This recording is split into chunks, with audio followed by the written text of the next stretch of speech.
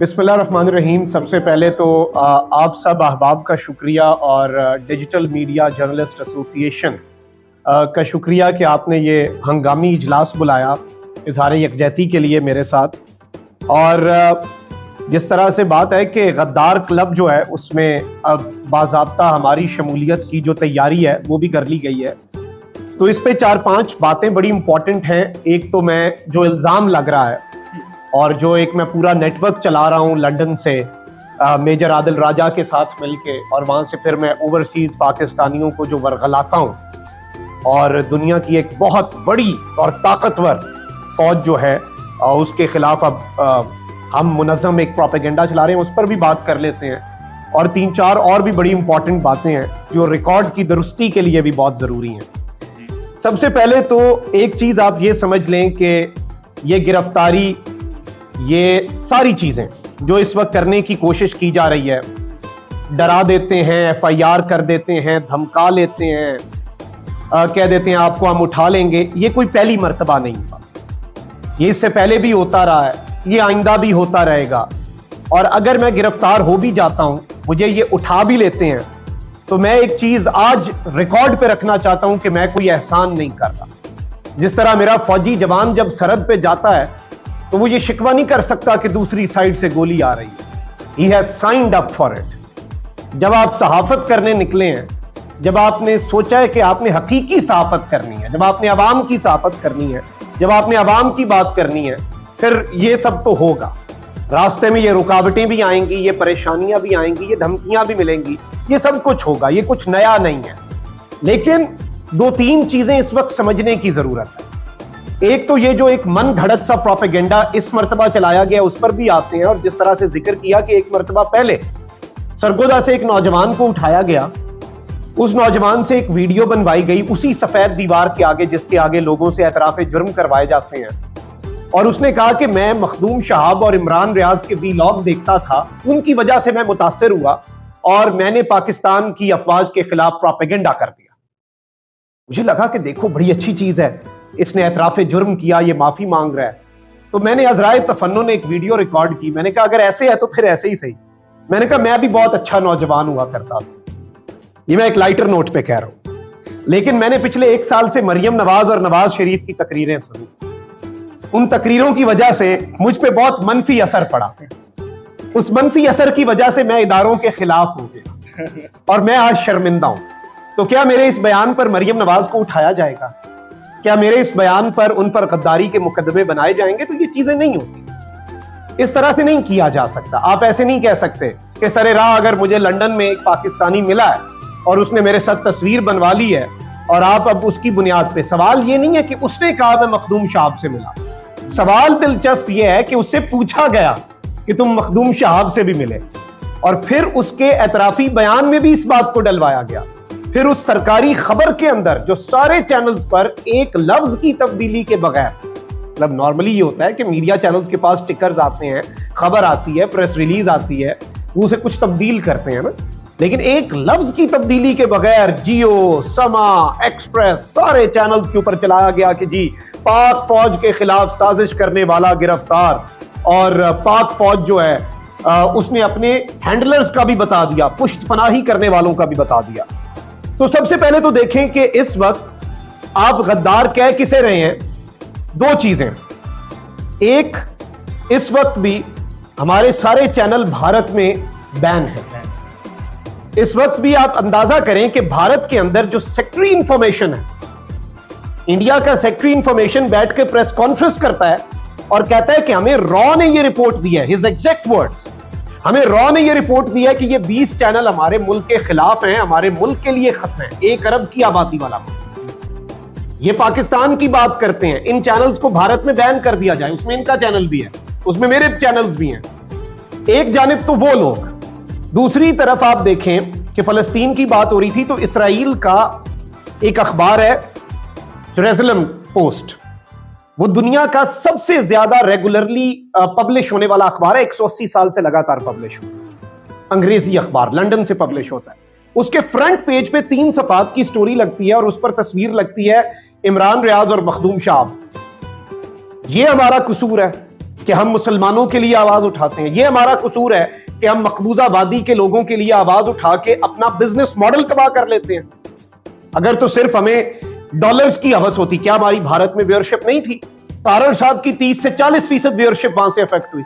इन्होंने आज तक उफ की, आज तक शिकवा किया, आज तक बात की कि भाई मुझे नुकसान हो रहा है, ये हो रहा है, वो हो रहा है। नहीं, क्योंकि वो हमारे लिए इधर तमगे थे। वो जितनी पाबंदियां थी वो यहां पे हम मेडल लगा रहे थे, क्योंकि सिर्फ इन्हीं की शर्टें वो ज्यादा मेडल्स के बोझ से ना ढल के हमें भी कुछ मेडल लगने दे। तो अब ये जो गद्दारी के मुकदमात हैं, ये भी मैं समझता हूं ये तमगे हैं, ये वो मेडल्स हैं जो आप हमें लगा रहे हैं। अब मैं ये बात हमेशा करता हूं, बहुत से लोग ये सवाल पूछते हैं कि, और अभी हमारे एक दोस्त ने भी जिक्र किया कि सोशल मीडिया पे भी बहुत चला कि आप तो बाजवा की बहुत तारीफ किया करते थे, अब आप बाजवा के खिलाफ बोलते हैं। मैंने लाहौर लिबर्टी में इमरान रियाज को उठाया, तकरीर कर दी, मैंने अरशद शरीफ के उस सवाल का जवाब दिया। अरशद शरीफ ने पूछा वो कौन था, मैंने कहा वो बाजवा था। उसके बाद मुझे मुल्क से जाना पड़ गया, लाहौर हाई कोर्ट में हमें रिट पिटीशन दायर करनी पड़ गई। लेकिन एक सवाल आपके ज़हनों में जरूर उभरेगा कि बाजवा इतना बुरा कैसे हो गया। तो मैं समझता हूं पूरी कौम को सबसे पहले तो हमने एक ट्रेंड चलाया था, सब चलाते थे राहील शरीफ के दौर में, हैशटैग शुक्रिया राहील शरीफ। मुझे लगता है कि पूरी कौम को शुक्रिया कमर बाजवा ये ट्रेंड चलाना चाहिए। इस कौम पर, मुझ पर, हम सब पर सबसे बड़ा एहसान जनरल बाजवा का।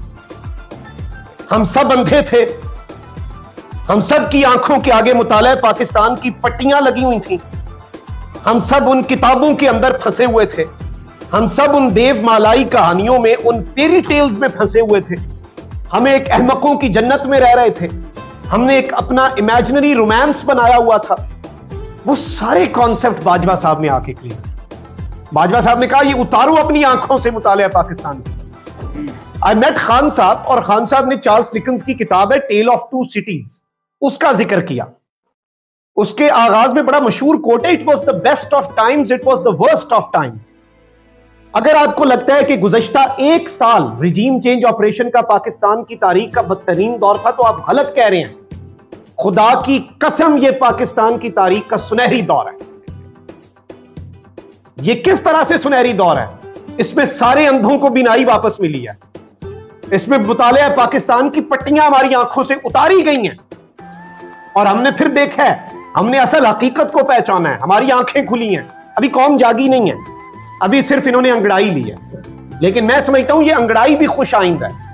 और इसमें डिजिटल मीडिया से खतरा क्या है? मैं आपको आज एक बात बता रहा हूं, इससे पहले मैंने कभी ऑन द रिकॉर्ड नहीं बताई। एक बहुत हाई रैंकिंग ऑफिसर, अब मैं जाती ताल्लुक का पास करते हुए ज्यादा डिटेल में नहीं जाऊंगा वरना आप पहुंच जाएंगे उस शख्स तक, लेकिन उन्होंने मुझे एक मर्तबा एक बात कही आज से 4-5 महीने पहले, और आप लोगों की आसानी के लिए कि आपको बाद में बीप्स ना लगानी पड़ जाए तो मैं वैसे ही वो लफ्ज सेंसर कर लेता हूं। लेकिन उनके अल्फाज थे कि अगर यार ये तुम 5-6 यूट्यूबर ना होते तो इस पागल खान के लिए हम काफी थे।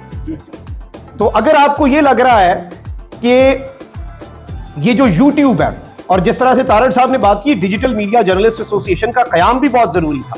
लेकिन मैं यहां पर एक बात आपको बता दूं कि ये आपको सहाफियों को, आप सब डिजिटल मीडिया जर्नलिस्ट हैं, आपको ये तज़हीक के लिए यूट्यूबर कहते हैं भाई यूट्यूबर। मैं एंकर भी हूं, मैं कॉलम निगार भी हूं, लेकिन मैं यहां पर कह रहा हूं कि मेरी सबसे बड़ी पहचान यूट्यूबर है। मुझे यूट्यूबर लिखा और पुकारा जाए, तमाम सरकारी और नीम सरकारी इदारे नोट फरमा लें। उसकी वजह यह है कि हामिद मीर साहब, मैं बड़ी इज्जत करता हूं, वो आज से 1-1.5 साल पहले ट्वीट किया करते थे ये 50-50 हजार वाले यूट्यूबर। मुझे इस चीज से एतराज नहीं है कि वो यूट्यूबर को तज़हीक आमिज़, लेकिन उसमें ना वो फाइनेंशियल रऊनत थी कि हम 20 लाख वाले एंकर, 50,000 वाले यूट्यूबर, ये 50,000, मतलब वो जो एक फिगर था ना उसमें गुरूर टपकता था। लेकिन आज मैं आपको हल्फन एक बात बता सकता हूं, आप हामिद मीर साहब का दिल भी खोल के देख लें, सलीम साफी साहब का दिल भी खोल के देख लें, उनके दिल में भी एक ख्वाहिश होगी कि मैं बड़े होकर यूट्यूबर बनूंगा। ठीक है? तो ये एक चीज आपने याद रखनी है ना, वेरी सीरियस अबाउट दिस। आपको कोई एक्सेप्ट नहीं करता, वो अपने पैरों पे कुल्हाड़ा मार। प्रिंट मीडिया के जर्नलिस्ट कहते थे ये इलेक्ट्रॉनिक मीडिया फेल हो जाएगा, ये क्या 1 मिनट में खबर बना लेते हैं, जब तक हम 2 कश नहीं मारेंगे, 4 चाय के कप नहीं पिएंगे, एक लाइन नहीं लिखी जाती। वो पीछे रह गए। ये एवोल्यूशन है दुनिया की। जब आप एवोल्यूशन की हिस्ट्री पढ़ लें, जो अपने आप को अडॉप्ट नहीं करता वो पिसके रह जाता है, और ये पिसके रह गए हुए हैं। और डिजिटल मीडिया की सबसे बड़ी बात, क्यों मैं ये बात कर रहा हूं, क्योंकि हम इमरान खान के भी उस दिन खिलाफ होंगे जिस दिन इमरान खान अवाम के खिलाफ। उसकी वजह है, हो सकता है मखदूम शाहब को किसी चैनल पे कोई जर्नैल बिठाए, सिफारिश कर दे।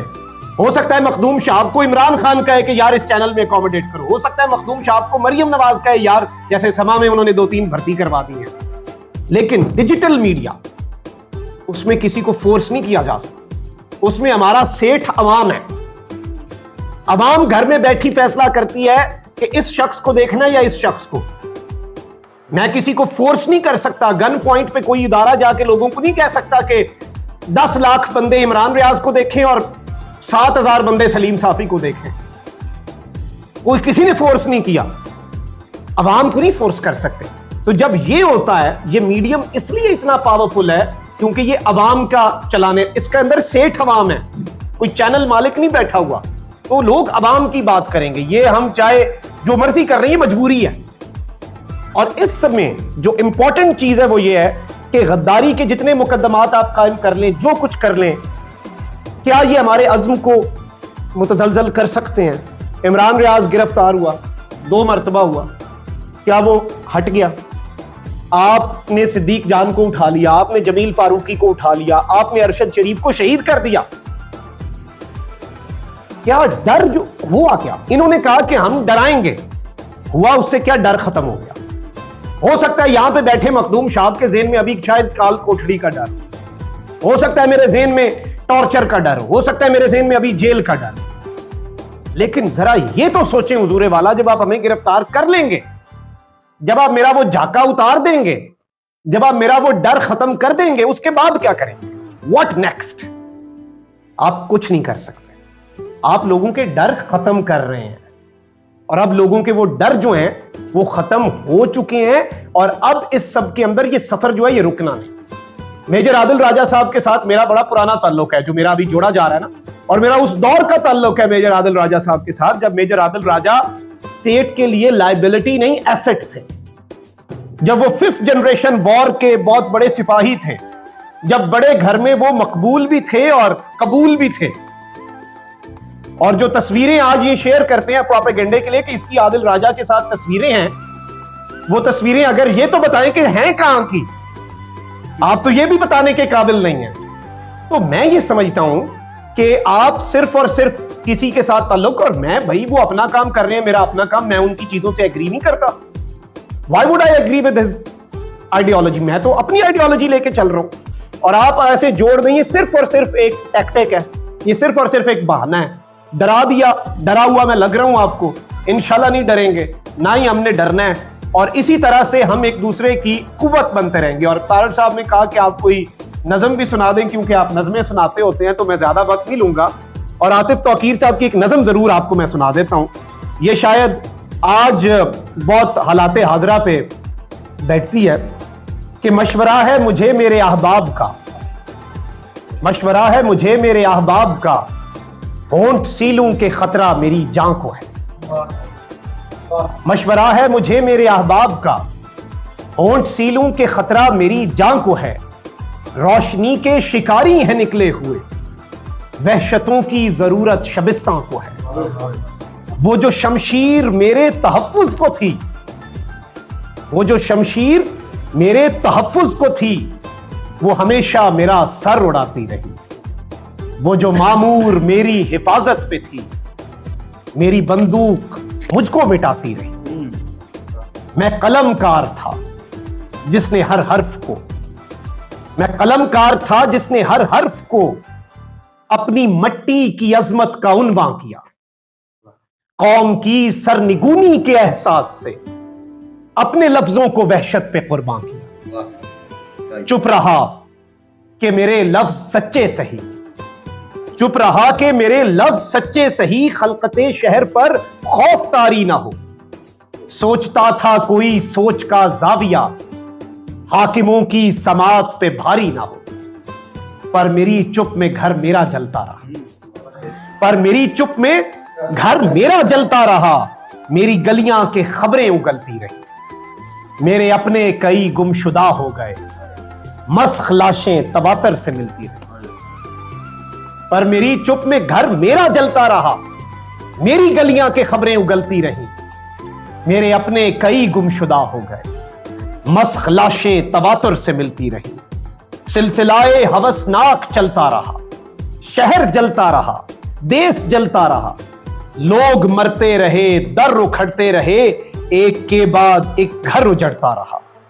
मशवरा है मुझे मेरे अहबाब का, मशवरा है मुझे मेरे अहबाब का, शहर में जख्म पर चीखना जुर्म है। शहर में जख्म पर चीखना जुर्म है। जालिमों को सहूलत मुहैया करो, सोचना जुर्म है, बोलना जुर्म है। गुमशुदा दोस्तों की शिकायत ना हो, मस्ख लाशों पे कोई इबारत ना हो। शेर कहते रहोगे सुओ जुल्फ के, खाक उड़ने की लेकिन हिकायत ना हो। मेरे अहबाब मुझको बताते नहीं, क्या मेरा देश बस ख्वाब रह जाएगा? हो जो महदूद पिंडी से लाहौर तक, क्या मेरा मुल्क पंजाब रह जाएगा? मशवरा है मुझे मेरे अहबाब का, होंठ सीलों के खतरा मेरी जान। शुक्रिया, थैंक यू, थैंक यू।